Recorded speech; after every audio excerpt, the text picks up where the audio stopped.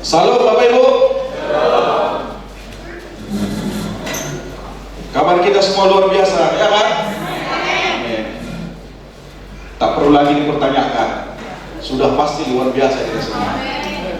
Amin. Apalagi Pak Marwan sudah pegang dari kantong persembahan itu, semakin luar biasa kita semua. Baik, hari ini saya mau berbagi firman Tuhan di tempat ini. Pak Gembala di tempat ini ada pelayanan di luar. Tadi selesai pujian penyembahan dia berangkat. Baik, Bapak Ibu, ya hari-hari ini dan kami juga dari kaum bapak, kakak hari-hari ini sering berbicara bukan mempertanyakan Tuhan, tapi sering kita katakan apanya rencana Tuhan dalam hidup ini.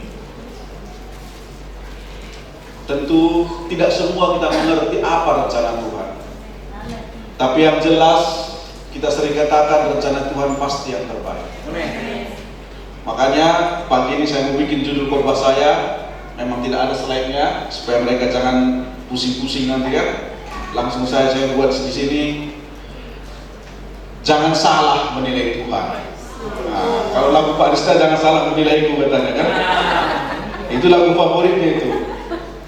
Tapi hari ini saya mau katakan jangan salah menilai Tuhan. Kenapa judulnya jangan salah menilai Tuhan? Karena akhir-akhir ini kadang tidak masuk akal apa yang terjadi. Mungkin kita sering bilang, kok seperti ini ya? Kok bisa ya? Mungkin kita sering terkejut apa yang terjadi hari ini. Tapi saya mau katakan, dan kita belajar hari ini dari kisah Ayub. Dan ini tentu semua kita sudah tahu ini. Tapi hari ini saya mau mengingatkan kita kembali. Ini Ayub ini banyak yang mengatakan, kok bisa dia seperti itu? Kok bisa? Hari ini saya mau bahas ini. Mungkin ini juga sering pertanyaan yang kita sering lontarkan dan sering kita diskusikan. Saya lihat pertemuan kakak, pertemuan kau bapak beberapa kali membahas. Ada hamba Tuhan seperti ini, banyak sekali. Dan tidak sampai selesai, nggak selesai sampai hari ini. Karena benar jawabannya harus dari firman Tuhan. Firman Tuhan yang saya sampaikan hari ini, jangan jawabannya dari buku yang saudara baca atau dari apa yang saudara lihat. Saya mau saudara mengerti, membahasnya nanti di rumah selanjutnya dari kebenaran firman Tuhan. Amin. Oke, kita buka Alkitab kita, Ayub pasal 1. Kita akan baca bersama-sama Ayub pasal 1 ayat 1 sampai 5. Bisa ditampilkan? Ayub pasal 1 ayat 1 sampai 5. Oke, kita baca bersama-sama. Kita baca bersama-sama firman Tuhan ini, karena firman Tuhan yang 1 sampai 5 ini sungguh manis sekali. Oke, kita baca bersama-sama. 2, 3 ya. Ada seorang laki-laki yang bernama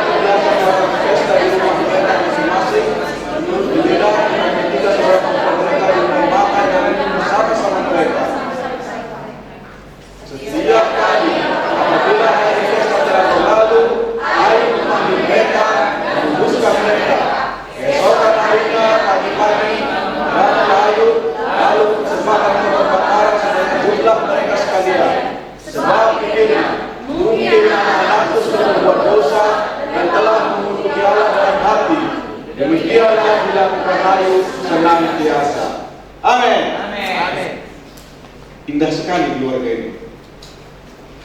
Benar? So, kembali ke 1.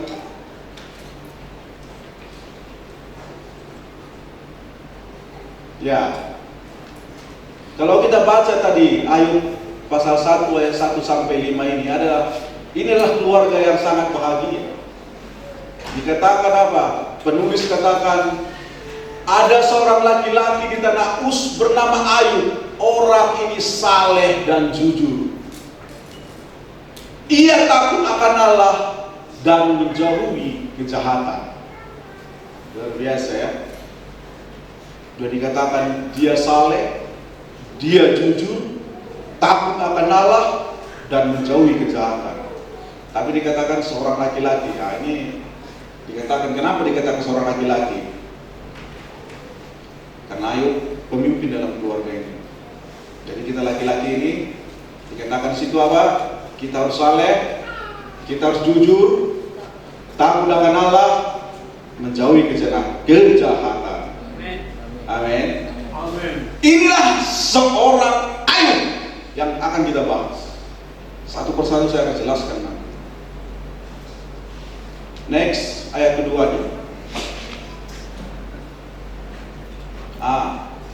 Ia mendapat 7 anak laki-laki dan 3 anak perempuan. Mantap kan? Selain dia saleh, jujur, baik, dia juga dikaruniai anak. Dikatakan apa? 7 anak laki-lakinya. Dan ada juga anak perempuan, lengkap dia. Next, ayat 3-nya.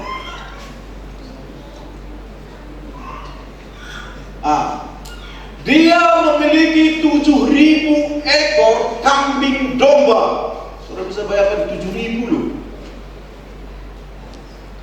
5.000 ekor unta. Unta ini kan jauh perjalanannya ini. Kalau mungkin sekarang mungkin ini jet pribadi lah ini kan. 5.000 unta. 500 pasang lembu, 500 pasang, tapi ada 1.000 di sini. Berpasang-pasangan dia. 500 keledai betina, jantan gak ditulis. Nggak tahu kenapa betina aja ditulis. Memang waktu 5.000 itu pun perempuan aja ditulis. Budak-budak yang jumlah sangat besar. Banyak pasukannya. Sangat besar, artinya tidak tertuliskan lagi. Dikatakan orang ini adalah yang terkaya dari semua orang di sebelah timur.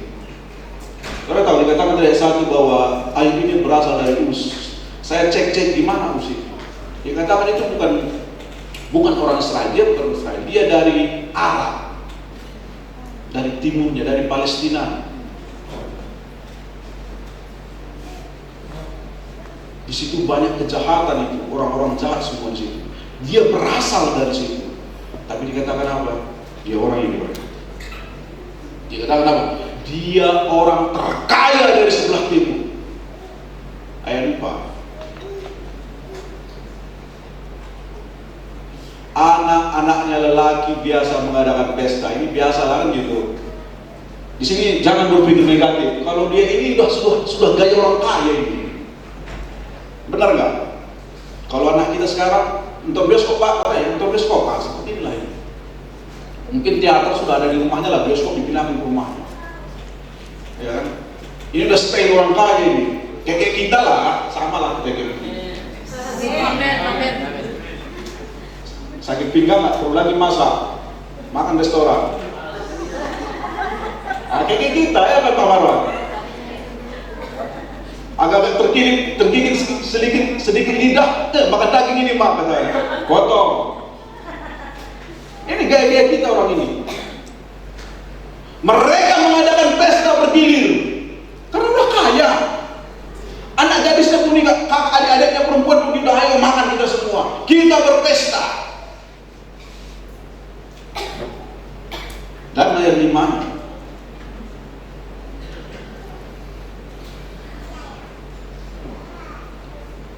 Setiap kali apabila hari pesta telah berlalu, Ayub memanggil mereka, menguduskan mereka. Artinya apa? Ayub ini memiliki kerohanian yang baik. Dia peka karena dia bilang, mana tahu di dalam hati anak-anakku dia mengutuki Allah. Dia berfellowship lagi. Dia memanggil, kayak kita lah, mungkin anak kita dari mana, ayo kita dulu fellowship dulu, gimana pestamu semalam? Kita berdoa, ayo. Ini yang dilakukan Ayub ini. Kurang apa lagi deh? Inilah keluarga, saya tulis di sini, keluarga Salom. Keluarga yang penuh damai sejahtera keluarga ini. Tak ada lagi kurang. Sebagai kepala keluarga, dia selalu berdoa untuk anak-anaknya. Dikatakan apa? Dia saleh, dia jujur, takut akan Tuhan. Hartanya berkelimpahan di situ. Nanti kalau saudara baca itu sampai 42, dia suka memberi. Anak-anak pantai asuhan ditolongnya, orang-orang susah ditolongnya. Baik, saya mau kita tahu dulu siapa ini. Inilah tentang keluarganya. Dan di ayat yang lain, sebelum saya bahas nanti siapa Ayub ini, coba kita buka di Yesaya 14 ayat 14. Yesaya 14 ayat 14. Biarpun di tengah-tengah berada 3 orang ini, yaitu Nuh, Daniel, dan Yakub, mereka akan menyelamatkan hanya nyawanya sendiri karena kebenaran mereka. Demikianlah firman Tuhan Allah. Yang mau saya sampaikan apa? Ayub ini disejajarkan dengan Nuh, Daniel, dan Yakub. Dan Ayub. Saudara bisa lihat siapa Ayub ini? Nuh kita kenal siapa dia, Daniel kita kenal siapa dia. Ayub pun disejajarkan dengan mereka. Bukan hanya di buku Ayub tertulis Ayub ini saleh dan jujur, Yehezkiel pun mengatakan mereka ini sama ini, Daniel, Nuh sama Ayub ini sama, kata Yehezkiel. Oke, saya mau bawa dulu supaya saudara mengerti siapa Ayub ini, supaya jangan salah sangka. Mungkin hanya Ayub aja di buku Ayub, di buku yang lain pun tertulis. Di buku Yakobus satu lagi tertulis, Yakobus 5 ayat 11. Apa katanya tentang Ayub? Yakobus 5 ayat 11. Sesungguhnya kami menyebut mereka berbahagia, yaitu mereka yang telah bertekun. Kamu telah mendengar tentang ketekunan Yakub. Saya Yakub terus ini. Istri saya udah naik suaranya. Inilah tentang Ayub ini. Oke, kita kembali. Balik ke Ayub tadi. Jadi dikatakan bahwa Ayub ini adalah saleh, jujur, takut akan Tuhan, menjauhi kejahatan, dan memperhatikan keluarga. Inilah Ayub ini. Mungkin hari ini inilah gambaran kita hari ini. Amin. Inilah kita hari ini sebagai jemaat di tempat ini. Banyak unta kita kan, banyak kambing domba kita hari ini.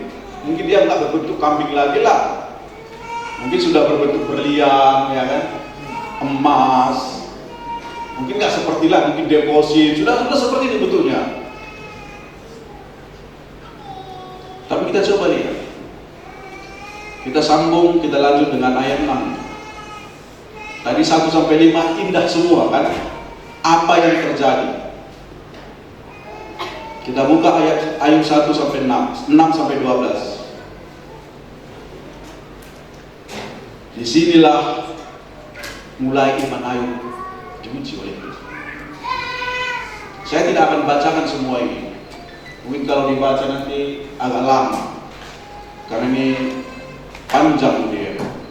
Tapi saya sudah tuliskan di sini. Yang pertama yang terjadi di hidup Ayub, dia kehilangan harta miliknya, mulai dari lembu sapi, keledai unta, dan semua hamba-hambanya. Coba lihat 13-17 dia. Kayaknya kita baca ke saya supaya lebih enak lah ya. Saya bacakan. Pada suatu suatu hari ketika anak-anaknya lagi dan perempuan makan-makan dan minum anggur di rumah saudara mereka yang sulung, datanglah pesuruh kepada Ayub berkata, sedang lembu sapi membaca keledai-keledai betina makan rumput di sebelahnya. Datang orang-orang Seba menyerang dan merampas serta memukul penjaganya dengan mata pedang. Hanya aku sendiri yang luput, sehingga dapat kuberitahu hal ini kepadamu. Yang pertama. Yang kedua, next. Sementara orang itu berbicara, datang orang lain lagi berkata, api telah menyambar dari langit, membakar dan memakan habis kami domba dan penjaga-penjaga. Hanya aku sendiri yang luput. Berikutnya, saat ini domba kami semua sudah lenyap. Yang 17. Sementara dia lagi berbicara, datang lagi yang lain. Orang-orang Kasdi membentuk 3 pasukan lalu menyerbu unta-unta dan merampas serta memukul penjaga. Semuanya mati. Oke, nextnya. Lagi berbicara, datang lagi yang lain. Apa katanya? Anak-anak tuan yang laki-laki dan perempuan sedang makan-makan, minum anggur di rumah saudara mereka yang sulung. Maka tiba-tiba angin bertiup dari seberang padang gurun. Rumah itu diladanya pada 4 penjuru dan roboh menimpa orang-orang muda itu sehingga mereka mati. Hanya aku sendiri yang luput. 20. Saudara, sebelum saya bahas di sini, saudara lihat bagaimana cara Tuhan itu bekerja dalam hidup Ayub ini. Dan cara hartanya itu habis tidak dengan cara normal. Ada yang disambar petir lah, anaknya mati ditimpa rumah lah, angin datang dari ke 4 penjuru. Saudara bisa bayangkan dari sini datang angin ini.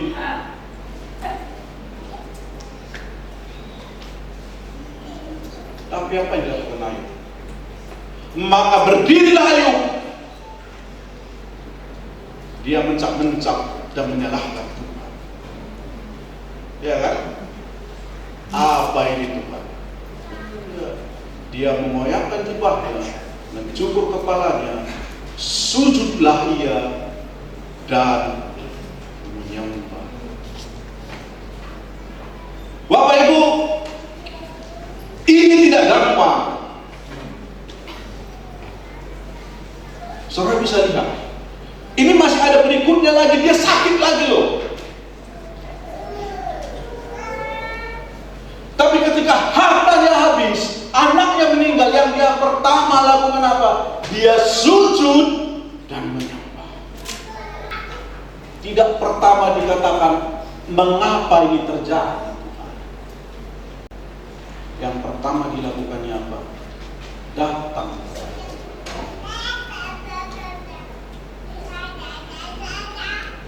Datang dia kepada Tuhan. Benar, kalau saudara baca ayat-ayat berikutnya, dia ada bertanya kepada Tuhan. Tapi yang pertama dia lakukan dari kejadian ini adalah apa? Dia datang. Bapak Ibu, saya tidak tahu apa pergumulanmu hari ini. Saya tidak tahu ada sesuatu yang kau anggap paling penting dalam hidupmu. Hari ini tidak ada di situ.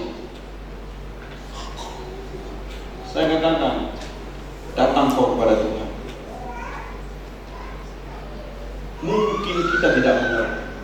Makanya tadi dari awal saya kata, firman Tuhan yang ngasih pengertian kepada kita. Sama dengan Ayub ini. Kalau kita baca yang berikutnya dikatakan apa? Atas seizin Tuhan, setan datang mencobai Ayub.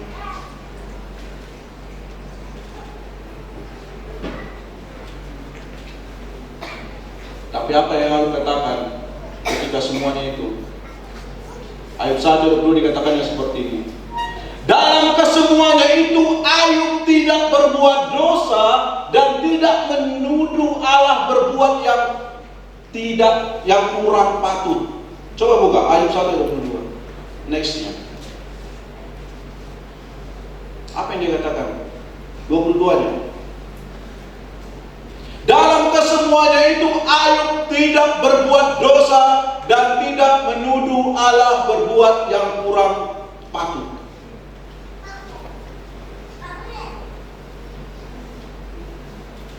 Karena ayat 21-nya dikatakan mundur. Katanya apa? Dengan telanjang aku keluar dari kandungan ibuku, dengan telanjang juga aku akan kembali ke dalamnya. Tuhan yang memberi, Tuhan yang memanggil, terpujilah nama Tuhan.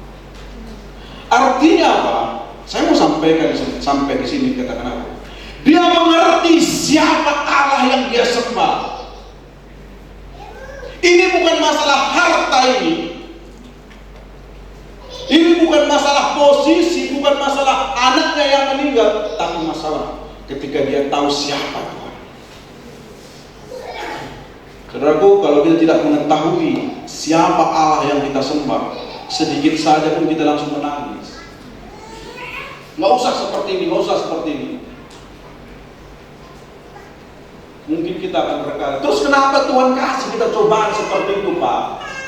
Terus kenapa Ayub dicobai? Tadi dikatakan Ayub itu saleh, jujur, benar di mata Tuhan, tidak berbuat dosa.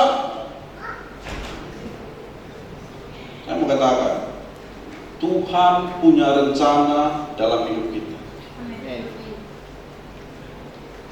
Tuhan punya rencana dalam hidup Ayub.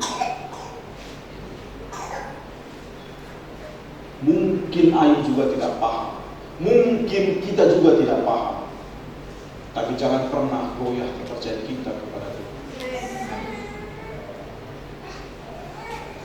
Jangan pernah kutuki Tuhan kita. Tadi kita nyanyi, oh, aku bersyukur kepada Tuhan, bersyukur kepada Tuhan, percaya kepada Tuhan. Bapak Ibu, jangan waktu dompet kita aja kita bersyukur kepada Tuhan. Masa di dalam kehilangan kita bersyukur, Pak? Itulah orang yang di dalam Tuhan. Karena dia tahu ketika ada sesuatu yang tidak baik terjadi dalam hidupnya, Tuhan sudah mempersiapkan yang baik. Amin. Lebih baik daripada yang hilang itu. Amin. Itu yang terjadi hari. Itu yang terjadi dari kisah Ayub ini. Istrinya juga marah loh sama dia, sama istri saya tadi. Bukan Ayub, bukan Ayub, langsung dilepas di sini tadi. Kayaknya perlu juga nanti apa Pak, korban persembahan.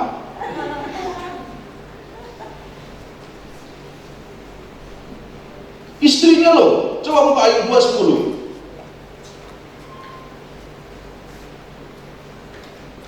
Kayaknya istri-istri itu juga, ya coba baca dulu lah. Atasnya 9. Ini, jadi apa kata istrinya? Maka berkatalah istrinya kepadanya, masih bertekunkah engkau dalam kesalehanmu? Kutuki Allahmu dan matilah. 10. Apa kata Ayub? Tetapi jawab Ayub, udah pulang mau ke rumah mamamu, katanya cerai kita minta. Emosi juga sih dia ngomong. Kalau engkau berbicara seperti perempuan gila, apa kita mau menerima yang baik dari Allah tetapi tidak mau menerima yang buruk? Dalam kesemuanya itu Ayub tidak berbuat dosa dengan bibir. Istrinya pun bilang, udah kutuki saja Tuhanmu itu, dan siap itu matilah kau, betul. Ini kadang kan ekspresi aja jadi Pak Supri. Jangan nanti ketika istri ngomong agak kasar, ini kasar lagi enggak. Kadang istri kan ekspresinya, ya kan? Ya kan Pak Alista? Ekspresi seorang istri karena sayangnya, ya kan? Istri kan biasa kayak gitu. Karena terbayangkan hartanya semua habis, anaknya pun 10 meninggal, nggak 1, 10, unta pun habis. Ayat pertama dikatakan dia jujur, dia saleh, wajarlah istrinya agak naik sedikit kan? Saya sedikit salah langsung bukan gitu, katanya.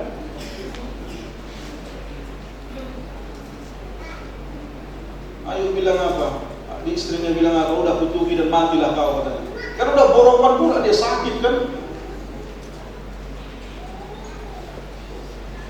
Ini orang yang bersama dia dengan ngomong, jadi hati-hati. Jadi ibu-ibu ini juga, ya, jangan nanti supaya kami seperti Ayub ini tidak berbuat dosa dengan bibirnya, ya kan? Bisa menahan juga. Amin. Jadi orang yang ada bersama dengan dia. Yang berikutnya yang orang bersama dengan dia siapa? Ada teman-temannya. Dia punya teman karib, best friend, 4. Oh, dia tungguin loh di situ. Ketika Ayub itu punya masalah, dia tungguin temaninya di situ. Tapi apa kata teman-temannya? Ayub, teman yang pertama bilang, ada dosa yang kau lakukan. Ini best friend yang ngomong ini. Ada dosa yang kau lakukan. Teman yang kedua dia bilang, kayaknya ada yang belum kau bereskan dengan Tuhan. Teman yang ketiga lagi dia bilang, bertobat kau Ayub, minta ampun kau kepada Tuhan. Sudah jelas saya dikatakan Ayub adalah orang saleh, orang jujur, benar di mata Tuhan. Datang best friend 4 orang, digoda bro. Istri pun menggoda, teman pun menggoda. Nanti kalau saudara baca di ayat 42, temannya itu harus didoakan Ayub, harus minta maaf ya jadinya. Gak ada yang salah, gak ada yang berdosa di situ. Karena Tuhan ingin mengangkatkan kita. Tuhan mau mengangkatkan Ayub. Dan setan pun datang bertanya dulu kok dia sama Tuhan, bolehkah kau lihat anakku ini si Ayub ini? Karena selama ini kau pagari dia, kalau saudara baca nanti. Engkau pagari dia, engkau berkati dia. Coba dulu ku buat seperti ini. Atas seizin Tuhan, kata. Saudara bisa bayangkan, kok seizin Tuhan Pak? Kok seizin Tuhan ini terjadi? Makanya kita pakai pola cara berpikirnya apa? Dari Bible, dari Alkitab. Kalau dengan cara berpikir dunia ini mungkin kita nggak akan paham ini. Kan sudah diberkati aku, kenapa lagi harus dicoba? Kurang apa lagi? Aku dapat persembahan, bajuku putih. Pak Timanta aja bajunya nggak putih. Saya ikuti apa yang dibuat di grup. Bu, jangan pertanyakan. Kalau hari ini ada yang tidak kau mengerti, kembali lagi. Apanya rencana Tuhan dalam hidup? Apanya maksud Tuhan semua ini? Semua itu terjadi tadi. Hati Ayub tidak berubah. Saudara ingat waktu Sadrak Mesa dia dilempar dia ke dalam perapian nyala-nyala. Dia katakan apa? Kalaupun Tuhan tidak tolong, kami tidak akan menyembah patung yang kau buat Nebukadnezar, katanya. Tapi kami tahu Tuhan kami pasti tolong. Bapak Ibu, omongan ini juga harus keluar dari mulut kita. Saya tahu Tuhan pasti tolong. Kalaupun Tuhan belum tolong, saya akan percaya Dia pasti tolong. Ini yang dilakukan Ayub. Dia tetap teguh dalam pendiriannya. Dia tetap teguh kepada Tuhan. Amin, Bapak Ibu. Tapi belum kelihatan Pak, sabar saja.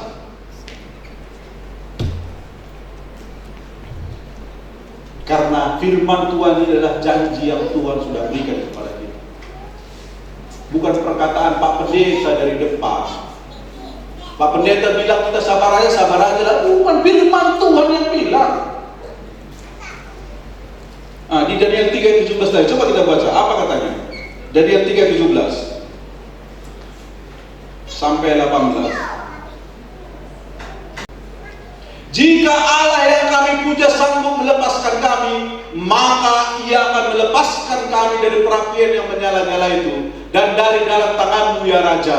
18. Tetapi seandainya tidak, hendaklah Tuanku mengetahui ya Raja, bahwa kami tidak akan memuja dewa Tuanku dan tidak menyembah patung emas yang Tuanku dirikan. Ini perkataan iman, Bapak Ibu. Inilah iman orang percaya yang harus kita miliki hari ini.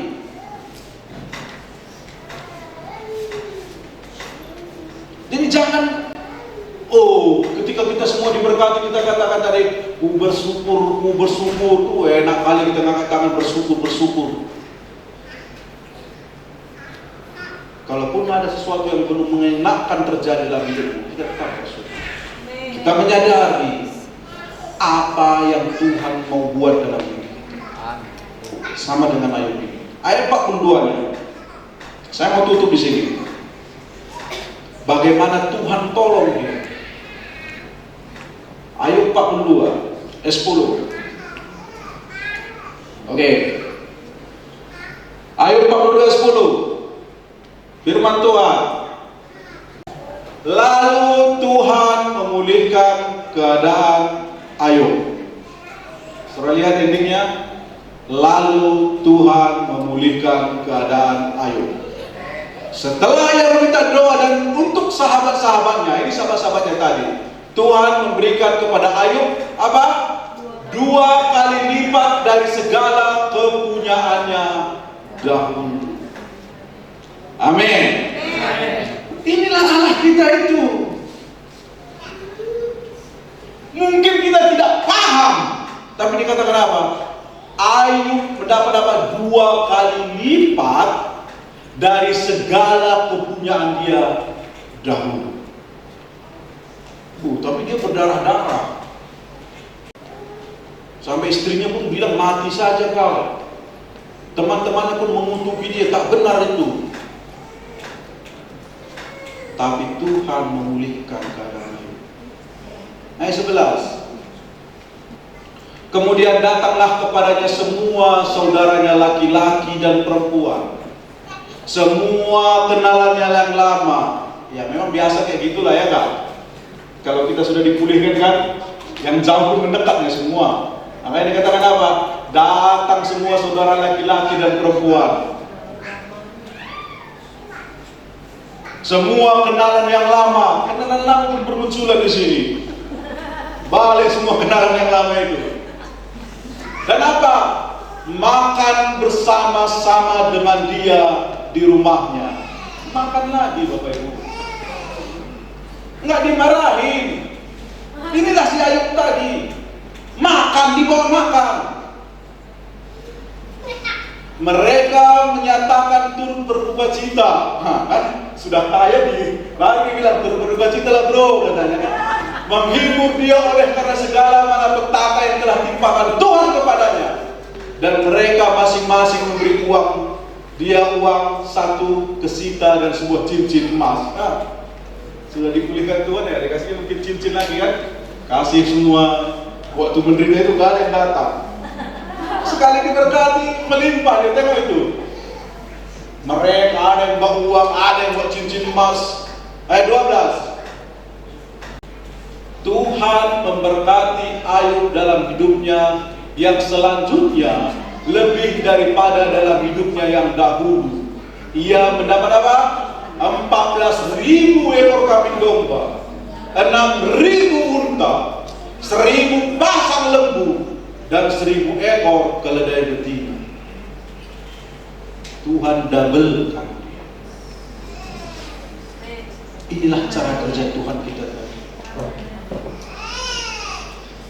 Ketika engkau teguh hatimu, kalaupun Tuhan belum jawab, ketika engkau tahu bahwa ada rencana Tuhan yang indah, maka berkat yang sama ini akan datang. Amin. Orang-orang yang selama ini menjauh pun akan datang kepadamu. Kerabat-kerabat itu pun nelponi kita semua, dan dia membawa uang dan emas katanya. 13. Ia juga mendapat 7 orang anak laki-laki dan 3 orang anak perempuan. Kembalikan lagi, dapat lagi 7 lagi tuh. Perempuan 3 lagi. Enggak dibuat tuan, udah 7 kemarin.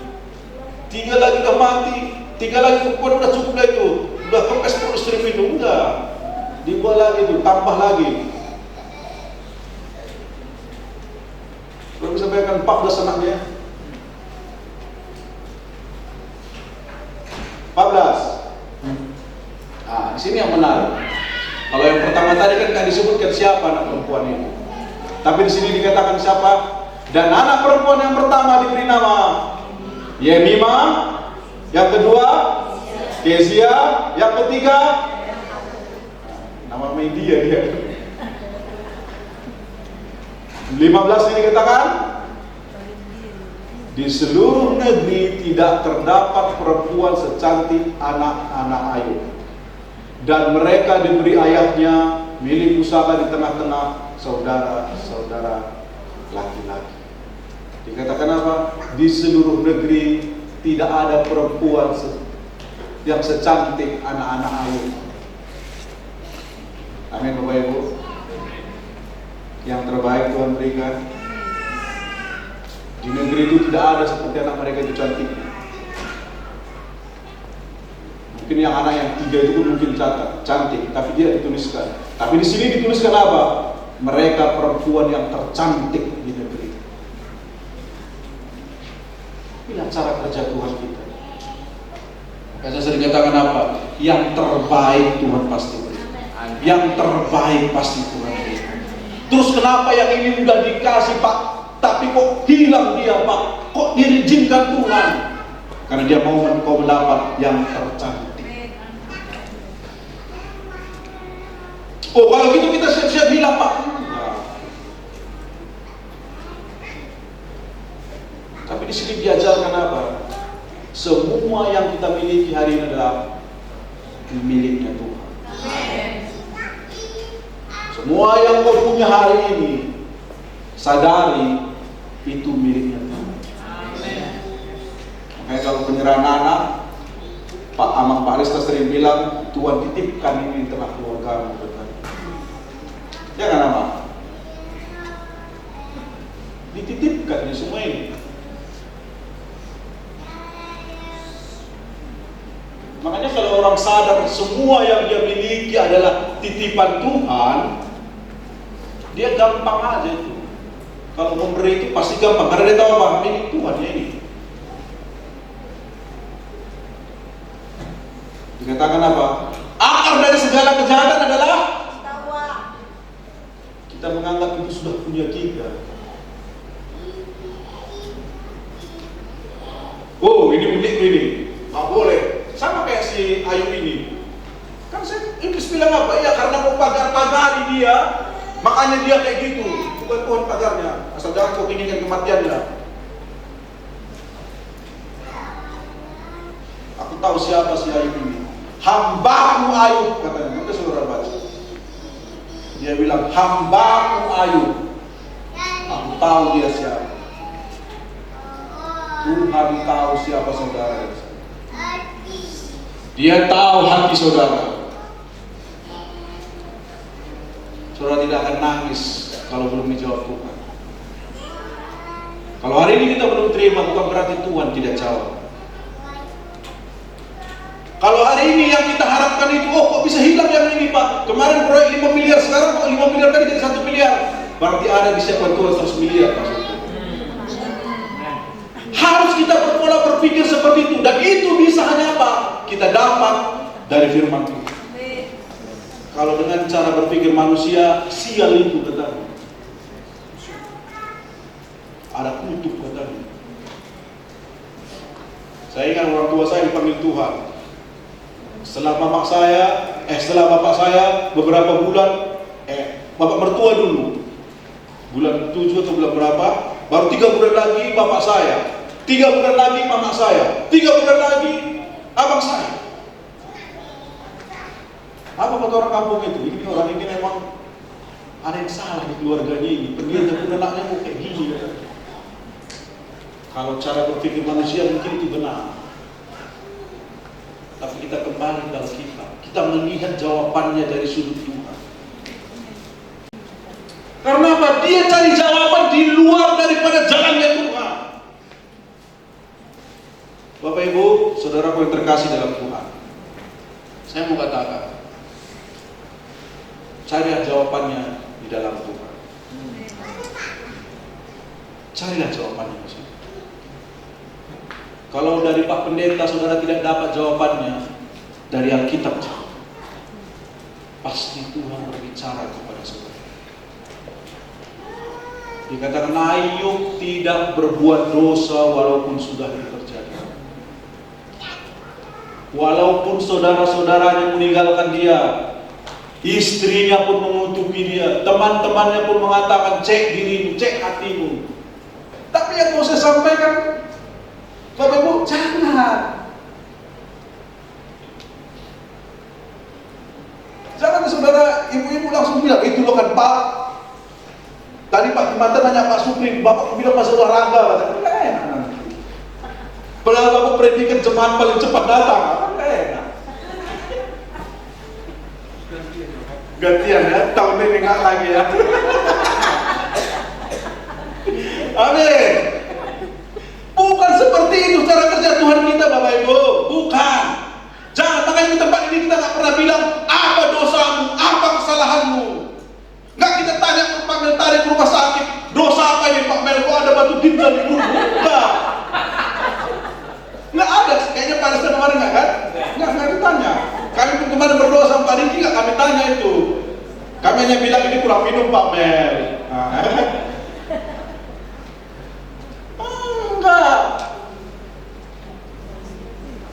Amin. Paham ya kalian ini? Atau kami ada di depan ini yang paham? Tetap berharap kepada Tuhan. Tetap percaya atas janji-janji Tuhan. 16-nya. Sesudah itu Ayub masih hidup 140 tahun lamanya. Ia melihat anak-anaknya dan cucu-cucunya sampai keturunan yang keempat. Hebat ya. Masih hidup 140 tahun, melihat anak-anaknya lagi, melihat cucu-cucunya sampai keturunan 4. Jauh loh itu. Berarti bukan kakek lagi dia itu. Udah kakek apa pada setelah 4. Cicit lebih lagi. Cicit baru 2. Akong. Inilah Tuhan kita ini Bapak Ibu. Inilah jawaban Tuhan atas apa yang kita doakan dan kumpulkan. Panjang umur, diberkati. Enggak hanya berkat uang, semua kesehatan itu bagian saudara dan saya. Amin. Jadi jangan pertanyakan Tuhan. Maka saya judulnya apa saya buat? Jangan salah menilai Tuhan. Jangan salah menilai Tuhan yang kita kenal. Bukan engkau jauh, aku jauh. Engkau dekat, aku dekat. Aku berbuat baik, engkau baik. Bukan seperti itu prinsip Tuhan kita. Karena ada orang kayak gitu. Kalau kau berbuat baik, aku lebih baik. Kalau kau berbuat jahat, aku lebih jahat. Itu kata dunia. Tuhan kita bukan seperti itu. Tuhan tidak pernah merancangkan yang buruk terjadi dalam hidup. Makanya dikatakan di buku Yakobus apa? Pencobaan-pencobaan yang bukan 1 Korintus. 1 Korintus dikatakan apa? Pencobaan-pencobaan yang kau alami tidak melebihi dari kekuatanmu. Tuhan tahu kok. Itu hanya anggap seperti tes yang Tuhan buat. Anggap aja ini imitasinya ini, yang realnya ada di depan Tuhan buat. Dan anggaplah apa yang kita punya hari ini, ayat apa yang kita miliki hari ini milik Tuhan ya semuanya. Kalau tidak karena Tuhan, bisa nggak kita berbicara seperti itu? Bisa nggak kita keluar dari mulut kita itu, kalau nggak karena Tuhan, nggak ini terjadi. Tapi yang baik ini karena aku ini kan, pintar aku ngelobi, ya. Karena tampangku, karena gantengku. Bukan itu. Semua karena Tuhan. Amin. Jadi mari kita belajar. Terus kita belajar bahwa Tuhan menyiapkan yang terbaik buat kita. Kalau hari ini kita belum lihat, bukan berarti Tuhan tidak menyiapkannya. Tuhan lagi memproses yang terbaik dalam hidup. Kalau ada yang hilang ada dalam hidup kita, bukan berarti Tuhan tidak mengasihi saudara. Karena Dia punya rancangan yang baik, yang terbaik, lebih daripada apa